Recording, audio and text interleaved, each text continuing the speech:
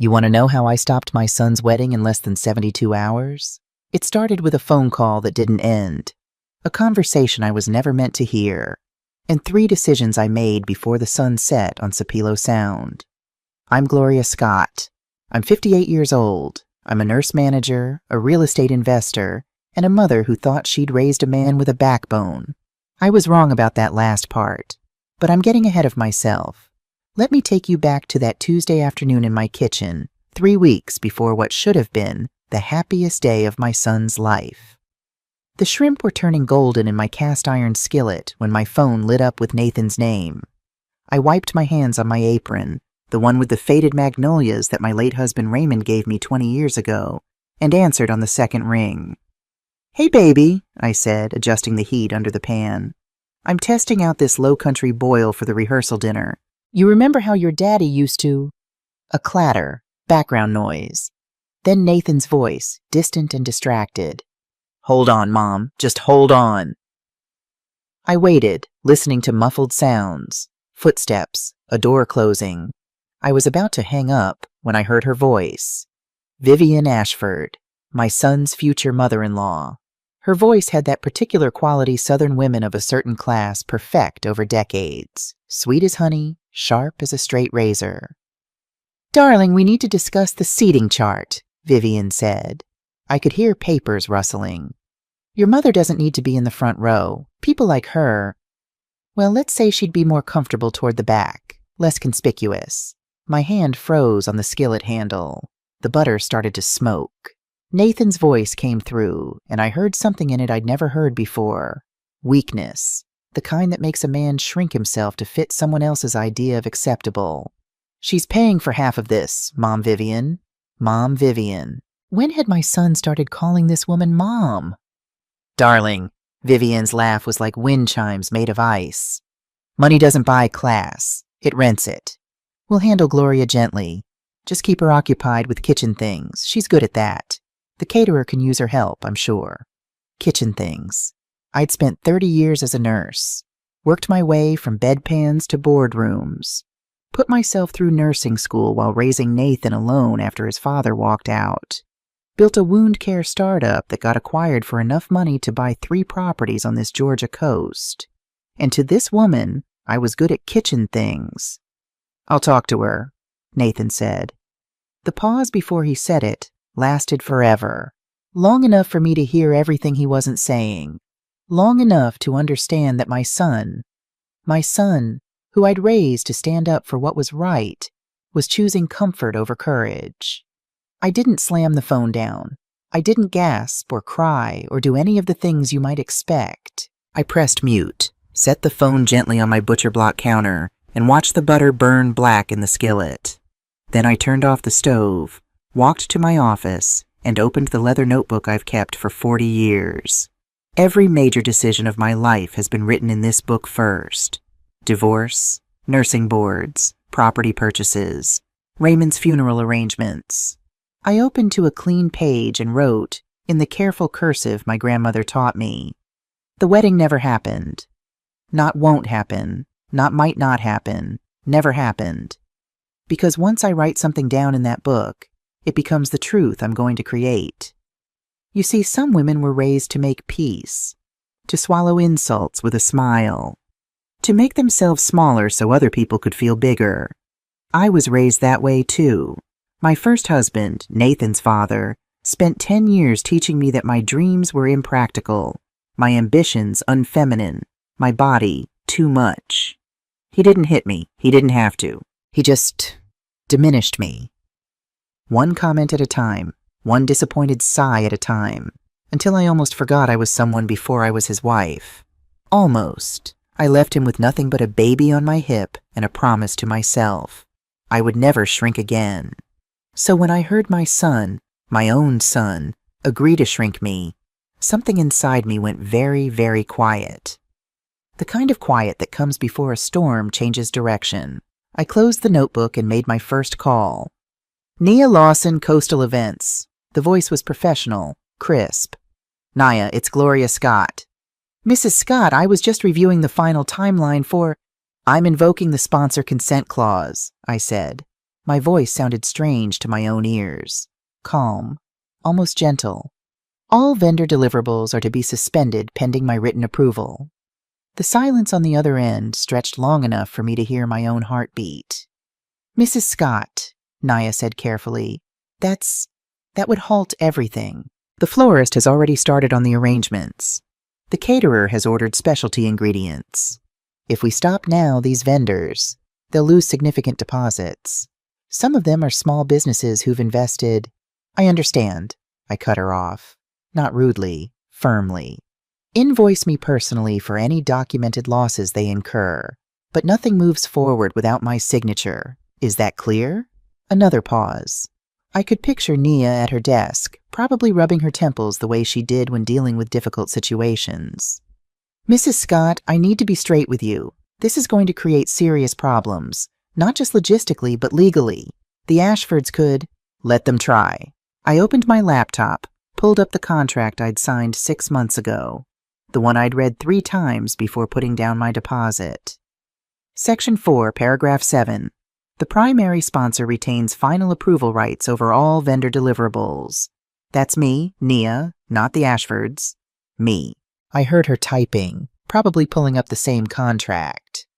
I need 48 hours notice minimum, she said finally.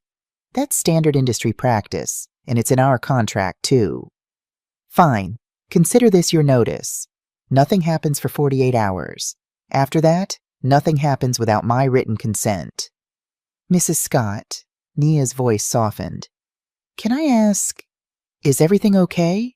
I looked out my window at the live oaks draped in Spanish moss, at the salt marsh beyond, at the house I'd rebuilt twice, once from rot, once from grief. Everything's fine, I said. I'm just protecting my investment. After I hung up, I sat very still for a moment. Then I dialed my attorney. Raymond Hayes had been my lawyer for 15 years. He was the one who handled my second husband's estate, who structured my business deals, who made sure I never signed anything that would cost me my freedom. Gloria, he answered on the first ring. He never called me Mrs. Scott. What's wrong? Why do you assume something's wrong? Because you only call me on weekdays unless something's on fire. And it's Tuesday at 4 p.m. Despite everything, I almost smiled. I need you to review my living trust documents, specifically the beneficiary designations. What kind of review? The kind where my son is no longer the primary beneficiary. The silence was different this time, heavier. Gloria, Raymond said slowly, I need to tell you something as your attorney and your friend. If you do this, Nathan could contest it, especially if he can argue undue influence or diminished capacity. And given that you're doing this right before his wedding, I have recordings, I said quietly, of his fiancée's mother discussing how to phase me out of my future grandchildren's lives, of Nathan agreeing to keep me occupied with kitchen things. Jesus, Gloria. I don't need Jesus right now, Raymond. I need legal protection. I heard him sigh. Send me the recordings, I'll review them and get back to you. But Gloria, this is going to get ugly. It's already ugly, I said. I'm just making sure I don't get buried in it. My third call was the hardest. The insurance company representative was young, polite, and completely unprepared for what I was about to ask. I need to change the primary beneficiary on my life insurance policy, I told her. From my son Nathan Scott to my sister Adelaide Scott. The cheerful customer service voice faltered. May I ask the reason for the change? I looked at the photo on my desk. Nathan at 7, gap-toothed and grinning, holding up a fish he'd caught off my dock. Back when I was his hero. Back when he thought I hung the moon. Because love shouldn't cost your dignity, I said. I'm sorry, I didn't. Just make the change, please. The verification questions took 10 minutes. Mother's maiden name, first pet, high school mascot. Each answer felt like sealing a door I'd once left open. The change will take 7 to 10 business days to process, the representative said. You'll receive confirmation via email. 7 to 10 days. The wedding was in 3 weeks. Good. I hung up and sat in my office as the afternoon light turned golden through the windows. The shrimp were still in the skillet, cold now, ruined. I didn't care. I opened my phone and listened to the recording again, just to make sure I hadn't imagined it, that I hadn't misheard. But no, there it was, clear as day, people like her, kitchen things, less conspicuous. I saved the recording in 3 different places: my phone, my computer, a thumb drive, and my safe. Evidence isn't about revenge. It's about making sure that when people question your decisions, you can show them exactly why you made them. My phone buzzed. Nathan. Mom, can I come by tonight? Need to talk. I stared at the message for a long time. Then I typed back. Me. Come for dinner. 7 p.m. I didn't add I love you at the end like I usually did. Some things need to be earned back. Nathan pulled up in his Lexus at 6:47 p.m. 13 minutes early. He'd always been punctual. I'd raised him that way. Show up when you say you will. Keep your word. Be a man people can count on. The irony wasn't lost on me. I'd made fried chicken, collard greens, mac and cheese. His favorite since he was 5 years old. Not because I was trying to soften the blow, but because some conversations need to happen over food that reminds you who you are. He came in through the back door like he always did. Kissed my cheek like he always did. Smells amazing, Ma. Sit down, I said. He sat at the kitchen table, the same table where I'd helped him with homework, where we'd played cards on rainy Sundays, where I'd told him his daddy wasn't coming back. I put a plate in front of him. Then I put my phone on the table between us. Before you eat, I said, I need you to listen to something. Mom, if this is about the seating chart, listen. I pressed play. I watched his face as he heard it.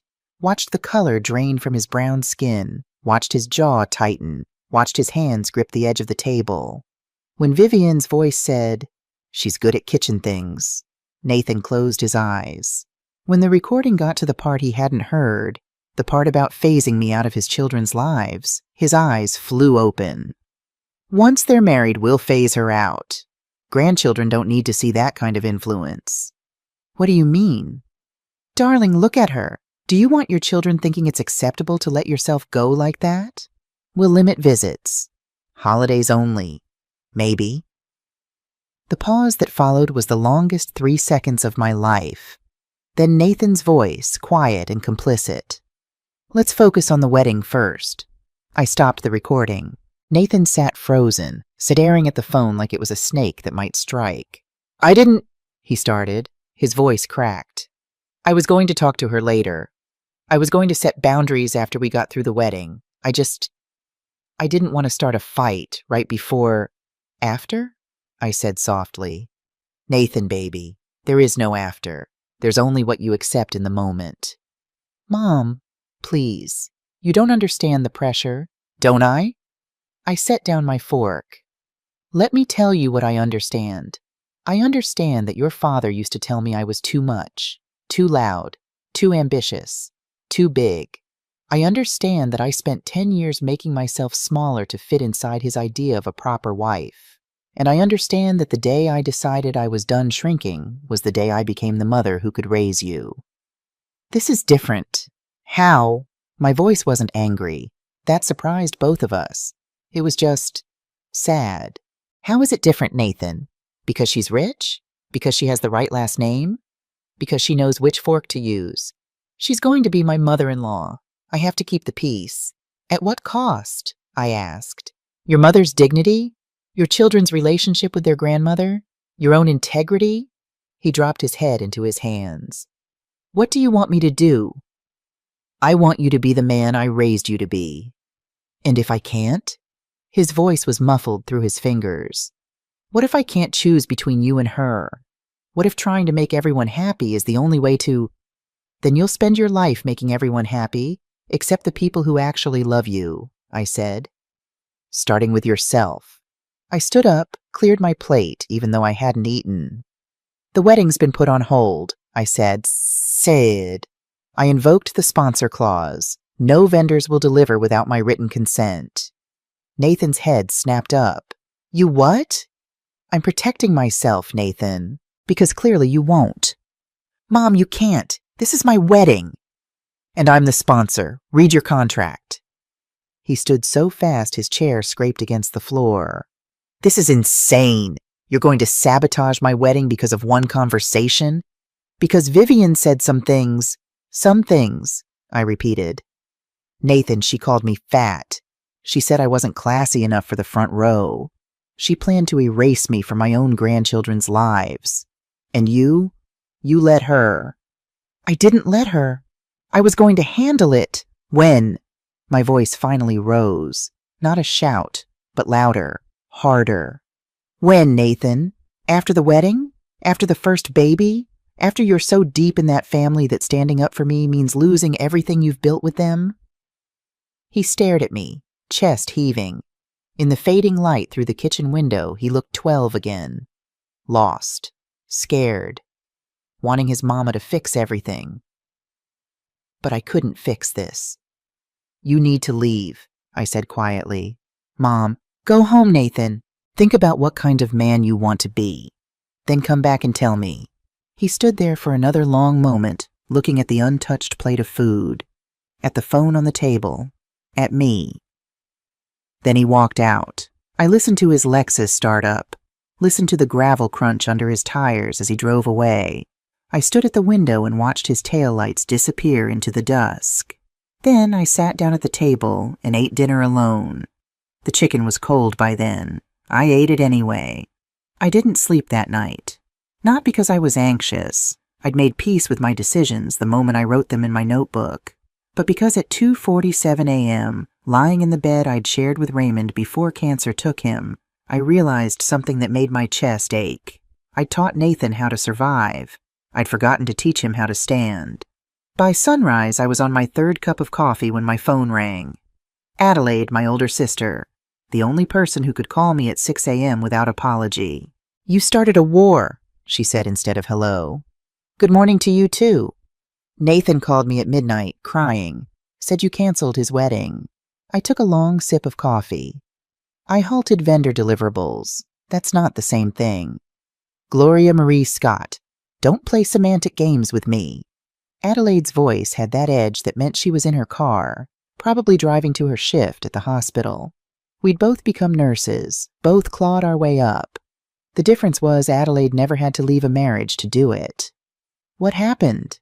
I told her about the recording, about Vivian's voice, dripping honey and venom, about Nathan's silence.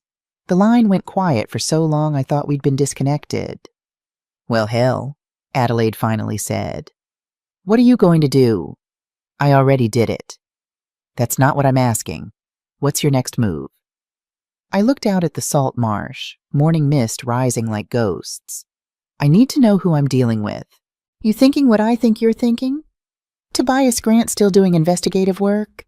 Adelaide laughed, short and sharp. Girl, you're going to hire a private investigator on your future daughter-in-law's family?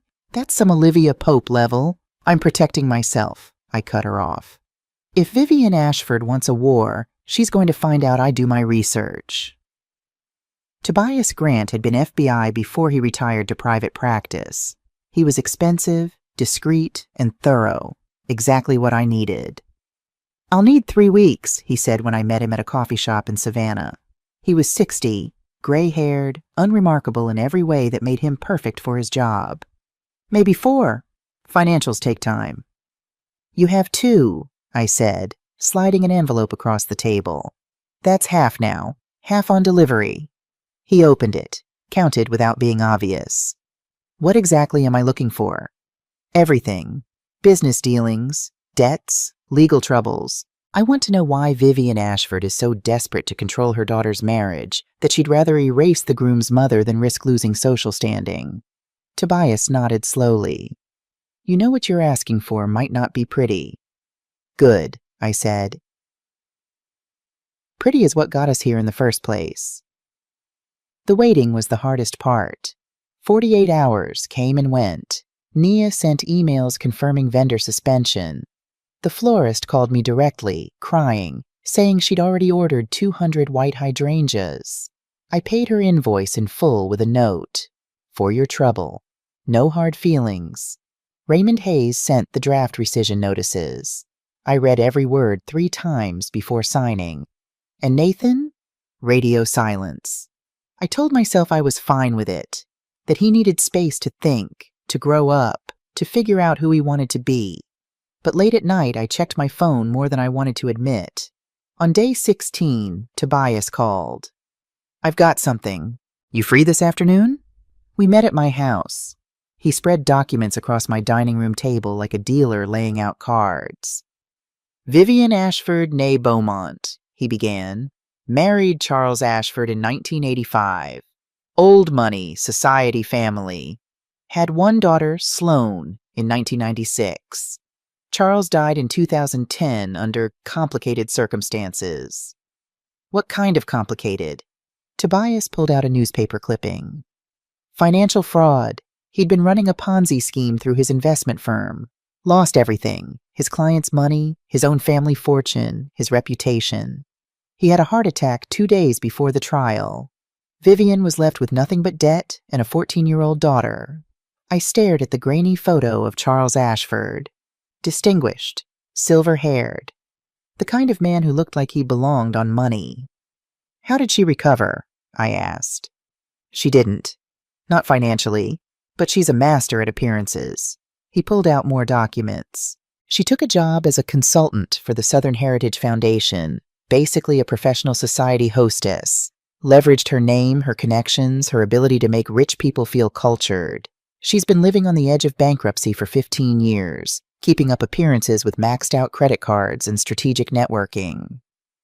"So Sloane's marriage is her retirement plan," Tobias finished. "Nathan's not wealthy by her standards, but he's stable. Respectable career. And you," he looked at me, "you're the golden goose. The beach house, the properties, the startup equity. Vivian sees you as the bankroll, not the grandmother." My stomach turned, not with anger, with something worse, understanding. "There's more," Tobias said quietly. He pulled out printed emails. "I found correspondence between Vivian and a society columnist at the Savannah Register. She's been planting stories. Nothing defamatory, just strategic. I read them, each one a paper cut. Nathan Scott's mother is quite the self-made woman, very ambitious. Gloria Scott has been wonderfully generous with the wedding. She's not quite our usual circle, but her heart's in the right place. We're so grateful for Gloria's contributions. She understands her role." I set the emails down carefully, like they might explode. "She's been managing my reputation before I even knew there was a problem," I said. "That's what people like Vivian do," Tobias said. "They control the narrative before you realize there's a story being told." After he left, I sat alone with the documents spread around me. I thought about Vivian, young, widowed, watching her world collapse, choosing to rebuild it on appearances instead of authenticity, choosing control instead of courage. I almost felt sorry for her. Almost. My phone rang that evening. Unknown number. "Mrs. Scott? This is Reverend Carter." I sat up straighter. Miles Carter was supposed to officiate the wedding, a respected pastor, 60-ish, known for thoughtful sermons and genuine kindness. "Reverend," I said carefully, "what can I do for you?" "I need to speak with you, in person, if possible. It's about the wedding." We met the next morning at a small diner off Highway 17. He ordered coffee, black. I ordered tea I didn't drink. "Mrs. Scott," he began, hands wrapped around his mug. "I've married over 200 couples in my ministry. I've seen good marriages and bad ones. I've seen people marry for love, for money, for loneliness. But I've never—" He paused, choosing words carefully. "I've never seen someone as calculated as Vivian Ashford." I waited. She came to see me 3 weeks ago, asked me to adjust my sermon. She wanted me to emphasize wifely submission, honoring the husband's family, the importance of maintaining proper appearances in marriage. He looked up at me, eyes troubled. When I declined, she threatened to withdraw a significant donation her foundation had pledged to our youth ministry. My tea was getting cold. I didn't touch it. "What did you do?" I told her my sermons aren't for sale. He smiled sadly. We lost the donation, but I kept my integrity. Why are you telling me this? Because I think you should know what kind of woman is about to become your son's family.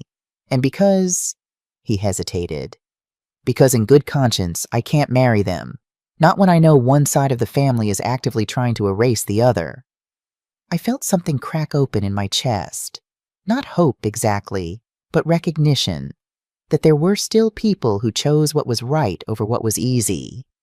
Thank you, I said quietly, for telling me, for choosing truth. He nodded.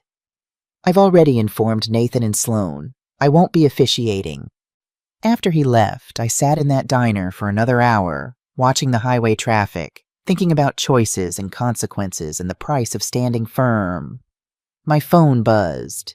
Nathan, we need to talk. All of us. Tomorrow, 6 p.m., your place? Me. Who's all of us? Nathan. Me, Sloan, you. Please, Mom. I stared at that please for a long time. Me. Fine. Just you three. No Vivian. Nathan. Agreed. But Vivian didn't wait for permission. She called me that same afternoon, her voice smooth as silk over steel. Gloria, darling, I think we need to clear the air, woman to woman. Would you meet me for dinner, somewhere neutral? I should have said no, should have kept my distance, played it safe, but I've never been good at safe. The Pearl, I said. It was Savannah's finest restaurant. Neutral ground, public, expensive enough that neither of us could cause a scene. Tomorrow, 7. Perfect, Vivian purred. I'll make a reservation. She was already seated when I arrived, wearing pearls and a navy dress that probably cost more than my car payment. She stood to greet me, air kissing both my cheeks like we were old friends. Gloria, she said warmly, you look lovely. I'd worn my best, a burgundy wrap dress, my grandmother's garnet earrings, my dignity like armor. Vivian, we sat, ordered wine we wouldn't drink. The waiter brought bread neither of us touched. I think, Vivian began, folding her hands on the white tablecloth, we've gotten off on the wrong foot. I'd like to start over. By all means. I know you heard things, she said delicately. Things taken out of context. Nathan shouldn't have left that line open. Technology, you know how it is. She smiled. What you heard was me being protective of Sloan. Perhaps too protective. But surely you understand a mother's instinct. I understand protecting your child, I said evenly. I don't understand erasing someone else's mother to do it. Her smile tightened. That's not what... Let's not, I cut her off gently. Let's not pretend. You and I both know exactly what was said and what it meant. She leaned back, recalculating. Fine. You want honesty? Here it is. I've worked very hard to rebuild my daughter's future after my husband destroyed our family. Sloan deserves stability, respectability, a good life. Your son is part of that. You, she gestured at me, complicate things. How? You're wonderful, truly, but you're different. Different background, different social circle. My world has rules, Gloria. Unspoken ones, but rules nonetheless. I was trying to help you navigate them. By putting me in the back row?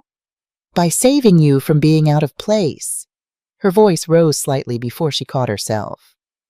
Do you have any idea what those people would say about you? How they'd pick you apart? I was trying to protect you from their cruelty. I leaned forward. Vivian, tell me about Charles. She froze. My husband? Yes. Tell me about losing everything. About having to rebuild from scandal and debt. About being whispered about at the country club. About watching your daughter grow up knowing her father's name was mud. Her face went pale. How did you... I do my homework, I said softly. Just like you do yours. For the first time, her mask slipped. I saw the woman underneath. Scared, desperate, exhausted from 15 years of pretending. You don't understand, she whispered. You built yourself up from nothing. That's admirable, but I had everything and lost it. Do you know what that's like? To fall from grace? To have people who once courted your favor turn their backs? No, I admitted. I've never had grace to fall from. I had to earn every inch. Then you don't know what I'm trying to save my daughter from. Her eyes were bright, but no tears fell. If she marries wrong, if she aligns with the wrong family, we lose what little we've clawed back. I'm not trying to hurt you, Gloria. I'm trying to survive. I felt something unexpected then. Not sympathy, but recognition. So you decided to survive at my expense, I said quietly, to erase me so you could preserve your daughter's standing. I was trying to find a middle ground. There is no middle ground between dignity and erasure, Vivian. Either I'm Nathan's mother, fully present, fully acknowledged, or I'm not. There's no compromise version where I exist quietly in the shadows so you can maintain your social standing. She stared at me across the table, two women from different worlds fighting over the same sun.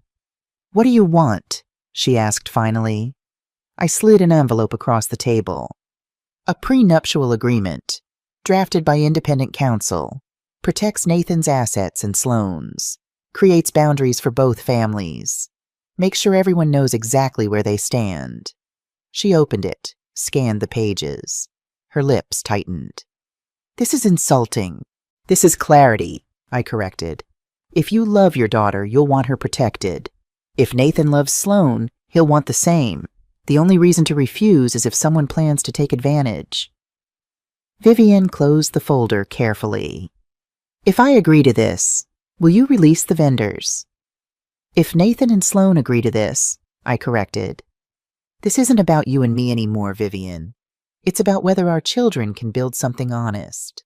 She stood, leaving the folder on the table. You know what your problem is, Gloria? You think integrity is free. It's not. It costs. And sometimes the price is happiness. And you know what yours is? I said quietly. You think survival justifies anything. It doesn't. She walked out without another word. I sat alone at that table, the prenup between me and an empty chair, and wondered if I'd just made things better or infinitely worse. The waiter brought the check. I paid for both untouched meals. Some conversations cost more than money. I didn't hear from Vivian after that dinner. No angry calls, no threats, just silence. The kind that means someone's planning their next move. The 48-hour deadline came and went like a held breath finally released. The 48-hour deadline came and went like a held breath finally released. I sat at my desk on that Thursday morning watching emails populate my inbox. Naya had sent the vendor release authorizations at 12:01 a.m., precise as always. But releasing them and salvaging the wedding were two different things. The florist called first. Mrs. Scott, I appreciate the payment for my losses, but those hydrangeas, they're already wilting. Even if you greenlight everything today, I can't guarantee the same quality by Saturday. I understand, I said. Do what you can, or substitute your professional judgment. She was quiet for a moment. You're really going to let this wedding happen? That was never my call to stop, I told her. I just needed time to think. The caterer was less forgiving. You can't halt a wedding 72 hours out and expect everyone to just pivot back. My staff made other commitments. I have another event Saturday night. I can do reduced service at best. I took notes, made calls, negotiated. By noon, I'd spent 3 hours doing damage control for a wedding I wasn't sure would even happen. Then my phone rang. Nathan. Mom, he said, and his voice cracked on that one syllable. Sloane postponed it. I set down my pen. What? She called the whole thing off. Well, not off. Postponed. She said she can't marry me until we figure out how to be honest with each other. I didn't feel victorious. I felt tired. How are you? I asked. I don't know. He laughed, but it sounded like breaking glass. I'm sitting in my apartment, surrounded by wedding gifts I'll have to return, and I don't know if I'm relieved or devastated. Maybe both, I said softly. Vivian is furious. She's blaming you. She's calling people, telling them you sabotaged everything because you're... He stopped. Because I'm what, baby? Controlling, jealous of Sloane, unable to let me grow up. His voice dropped. Mom, she's destroying your reputation. She called the clinic, talked to your donors. 2 of them have already pulled their pledges. My chest tightened. The clinic was my legacy, the wound care startup I'd helped build, the place where nurses like me could advance without barriers. Let her, I said, though my voice wavered. I've rebuilt before. This isn't fair. Life rarely is. I cut him off gently. Nathan, I need to ask you something, and I need you to be honest. Do you love Sloan? Silence stretched between us like wire pulled taut. Yes, he said finally, but I don't know if that's enough. Love is never enough, I told him. Love is the foundation. Everything else, trust, honesty, respect, that's what you build on top. Without those, love is just pretty words on rotten wood. After we hung up, I sat very still in my office. The afternoon sun slanted through the windows, turning the salt marsh golden. In the distance, a heron picked its way through the shallows, patient and precise. My phone buzzed. Adelaide, Adelaide, you okay? Me, no. Adelaide, come to dinner. I made gumbo. Me, I'll be there in an hour. But first I allowed myself something I rarely did. I put my head down on my desk and cried. Not delicate tears, ugly, gasping sobs that shook my whole body. I cried for Nathan, caught between 2 women who both loved him badly. I cried for the wedding that wouldn't happen, for the family photos that would stay blank. I cried for myself, for being right in a way that cost everything. Then I washed my face, fixed my makeup, and drove to my sister's house. Because breaking down is human, staying broken is a choice. Adelaide's kitchen smelled like childhood, onions and celery, and that particular spice blend our grandmother used to make. My sister stood at the stove, stirring a pot big enough to feed 20 people. You look like hell, she said without turning around. I feel worse. Good. Sit down and tell me where you went wrong. I stopped halfway to the chair. Excuse me? Adelaide turned, wooden spoon in hand like a weapon. You heard me. Where did you go wrong in all this? I didn't. Vivian is the one who... I didn't ask about Vivian. Adelaide pointed the spoon at me. I asked about you. What did you do wrong, Gloria? I sank into the chair. I protected myself. By using money as a weapon, Adelaide said flatly. By invoking clauses and pulling funding and making your son choose between his dignity and his wedding. You think that's protection? That's control, baby sister. That's the same thing you accused Vivian of doing. The words hit like a slap. That's not... I was just... You were hurt, Adelaide said, softer now. You were hurt and scared, and you went to war. But Gloria, when you use the same weapons as your enemy, you become just another soldier in a fight. Nobody wins. I stared at my hands, at the age spots starting to show, at the wedding ring I still wore from my second marriage, though Raymond had been gone 5 years. I didn't know what else to do, I whispered. I know, honey. Adelaide ladled gumbo into 2 bowls, set one in front of me. But somewhere between protecting yourself and controlling the situation, you forgot to let Nathan make his own mistakes. He was letting them erase me, so you erased the wedding. Adelaide sat across from me. 2 wrongs don't make a right. They just make more wrong. We ate in silence for a while. The gumbo was perfect, just like grandmother's, some recipes you carry in your bones. What do I do now? I asked finally.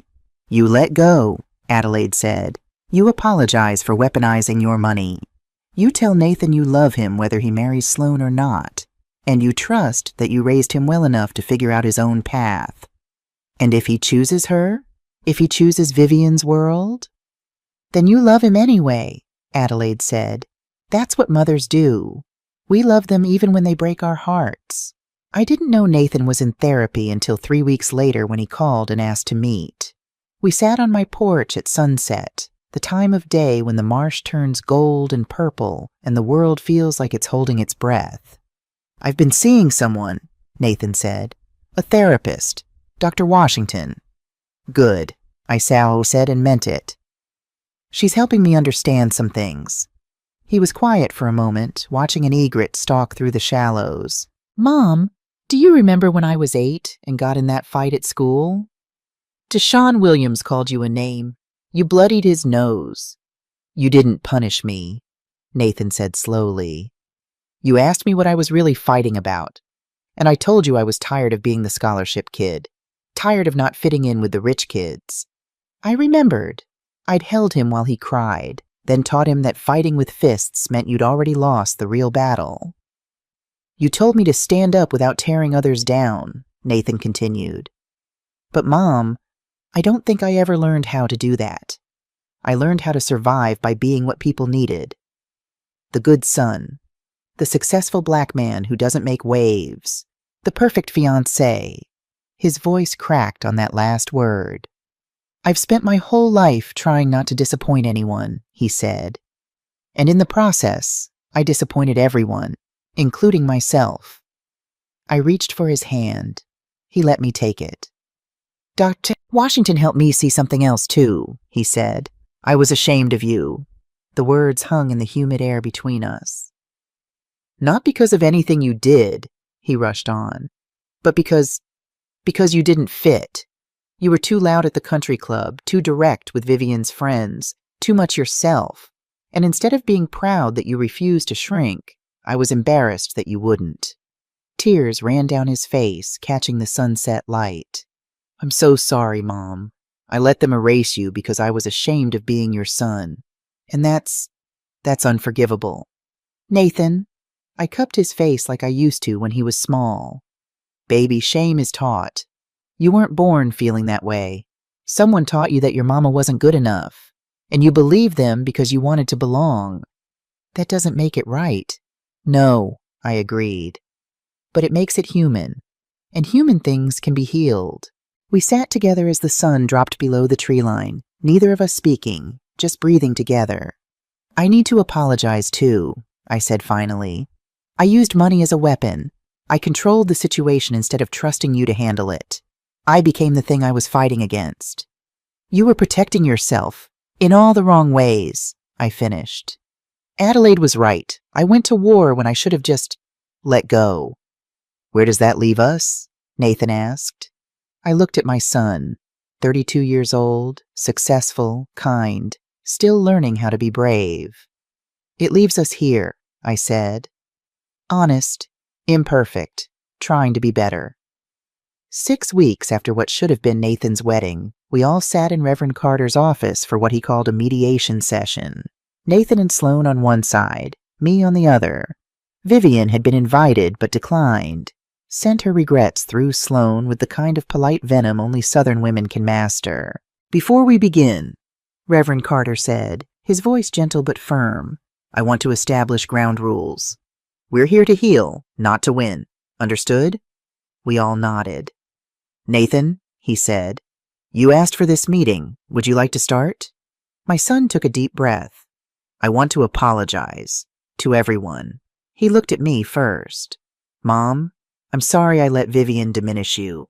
I'm sorry I chose comfort over courage. I'm sorry I made you feel like you had to fight for your place in my life." Then he turned to Sloan.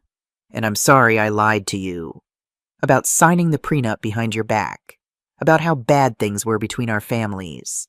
I thought I was protecting you, but I was really just avoiding conflict." Sloan's eyes were wet. "I'm sorry too, to both of you. I knew my mother was being cruel. I knew she was trying to control everything, and I let her because it was easier than standing up to her." She looked at me directly for the first time. "Mrs. Scott, I'm sorry I didn't defend you. I'm sorry I benefited from your erasure, and I'm sorry it took a canceled wedding for me to find my spine." My turn. "I'm sorry I weaponized my resources," I said. "I'm sorry I went to war instead of seeking peace. And Nathan," my voice broke, "I'm sorry I didn't trust that I'd raised you strong enough to figure this out yourself." Reverend Carter let the silence sit for a moment. "Now," he said, "what do you want to build from here?" The wedding happened 6 months later, not the grand affair Vivian had planned. No society columns, no 200 guests, No elaborate performance of belonging. 40 people on my porch at Sapelo Sound. Mason jars with wildflowers. Reverend Carter officiating. A string quartet that played Motown between the classical pieces. I sat in the front row, not because I demanded it, but because Sloane asked me to. Vivian came, sat in the back by choice, left immediately after the ceremony. I didn't take it personally. Some people need distance to feel safe. I understood that better than most. When Nathan and Sloane exchanged vows, they'd written their own. "I promise," Nathan said, voice steady, "to never let you shrink for my comfort, to choose honesty over peace, to build a marriage where both our mothers are honored, even when it's hard." Sloane's voice was soft but clear. "I promise to choose you over approval, to build boundaries with love instead of fear, and to remember that family isn't about erasing differences. It's about making space for them." I cried. Adelaide handed me tissues without comment. At the reception, Nathan found me standing at the porch railing, watching the sun set over the marsh. "Thank you," he said quietly. "For what?" "For teaching me that standing up is worth the cost, even when your knees shake," I smiled. "Your knees still shaking?" "Every day," he admitted. "But I'm standing anyway." We watched the last of the light fade from the sky, turning the water dark and silver. "Mom," Nathan said, "do you think we'll ever get it completely right? The family thing?" I thought about Vivian, sitting in the back row, unable to fully let go. About Sloane, learning to set boundaries with the mother who'd controlled her whole life. About Nathan and me, still learning how to love each other without conditions. "No," I said honestly. "I don't think any family gets it completely right. We just keep choosing each other over and over, even when it's hard, especially when it's hard." "That enough?" I looked at my son, married now, beginning his own family, still asking his mama for wisdom. "It has to be," I said, "because it's all we've got." Adelaide appeared with 2 glasses of champagne. "The bride and groom are cutting the cake. You gonna stand here philosophizing or celebrate?" I took the glass, raised it toward the house where music and laughter spilled out into the evening. "Both," I said, "because that's what life is. Philosophy and celebration, struggle and joy, all mixed together like gumbo in my grandmother's pot." We walked back inside together, 3 generations of women who'd learned the hard way that love without boundaries is just another word for erasure. But love with boundaries? That's freedom. 1 year later, the call came on a Thursday. Nathan's voice, breathless with joy. "Mom, we're pregnant." I set down my coffee, felt my heart expand in my chest. "Oh, baby, congratulations. It's early. We're not telling everyone yet. But I wanted you to know." "How's Sloane feeling?" "Terrified, excited. She wants to talk to you about how to be a mother without repeating the patterns." I thought about Vivian, probably sitting in her Savannah apartment, wondering if she'd get a call. About the grandchild who'd carry both our legacies, both our mistakes, both our hopes. "Tell her to come by Sunday," I said. "I'll make lunch. We'll talk." After we hung up, I walked out to the porch, the same spot where Nathan and I had reconciled, where he'd married Sloane, where so much had been broken and rebuilt. I thought about the line I'd written in my notebook a year ago. The wedding never happened. I'd been wrong. The wedding happened, just not the way anyone planned. And maybe that was the real lesson. Not everything has to go according to plan to turn out right. Sometimes the broken things become the most beautiful. I opened my notebook to a fresh page and wrote, "The family we're building isn't perfect, but it's honest. And honesty, I'm learning, is worth more than appearances, worth more than peace, worth more than being right, worth everything." The marsh wind picked up, carrying the salt smell of home. Somewhere in the distance, a heron called.